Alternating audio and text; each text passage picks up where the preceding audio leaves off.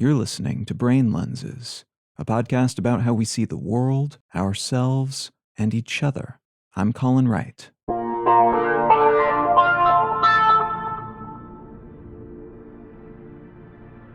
In Mark Twain's autobiography, the author said, quote, "The glory which is built upon a lie soon becomes a most unpleasant encumbrance," end quote. And then a bit later, quote, "How easy it is to make people believe a lie, and how hard it is to undo that work again," end quote.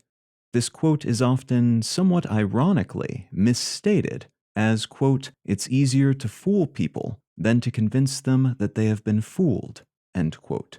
A similar sentiment was posited by a programmer named Alberto Brandolini in a 2013 presentation, in which he said the amount of energy needed to refute bullshit is an order of magnitude bigger than to produce it. This observation has since been termed Brandolini's law, or in some cases, the bullshit asymmetry principle. Said another way, it's much easier to go on Twitter and claim you've discovered a cure for malaria, and it's made from a plant that only grows in Madagascar, than it is to prove such a claim is false. And the amount of effort required to prove said falsehood is substantially higher than the amount of effort required to post the false tweet. This is thought to be part of why the internet, and social media in particular, is so awash with misunderstandings, misinformation, and outright lies. The cost of posting false information is small in terms of the time required to do it, but also reputation in many cases, while the cost of disproving false information is high. Thus, even the most ardent truth seekers will tend to drown in the deluge of new falsehoods that have been published since they began investing their time and energy debunking just one. The advantage is on the side of mistruth on such platforms. Over the years, it's been contended that this internet adage, a bit of digital folk wisdom, not a true law in any sense of the word, is a lot less applicable in some realms of inquiry than others. In the world of mathematics, for instance, it's unlikely that someone will be able to make a false claim that cannot be more or less immediately shown to be untrue, to anyone who understands the language of mathematics, at least. This is also the case in other fields with mechanisms through which you can quickly and inexpensively test claims and make the results of those tests visible to all relevant parties. This is less the case when it comes to some aspects of scientific inquiry, however, in part because it can be time-consuming and expensive to test claims.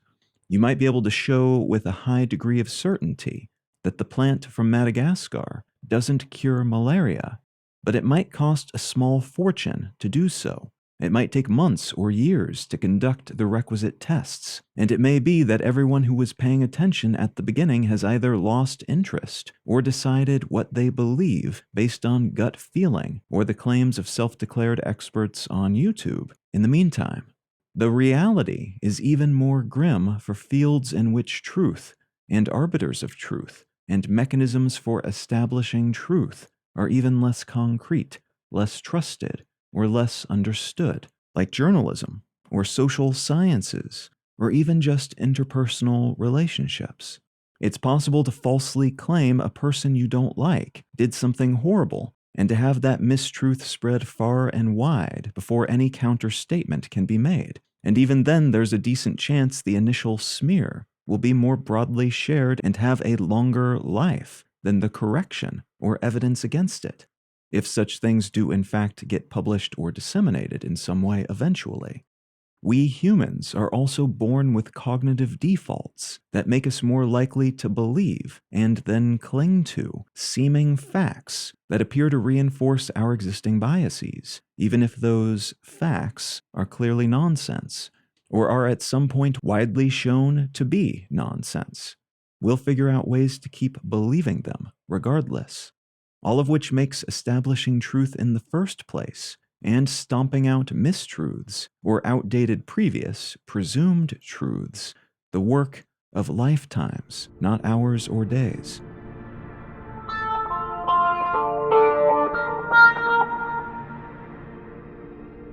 You can find out more about Brain Lenses, including transcripts of each episode and information about how to become a supporter, in return receiving an additional episode of the show each week, at brainlenses.com. And you can check out my other podcasts at understandery.com.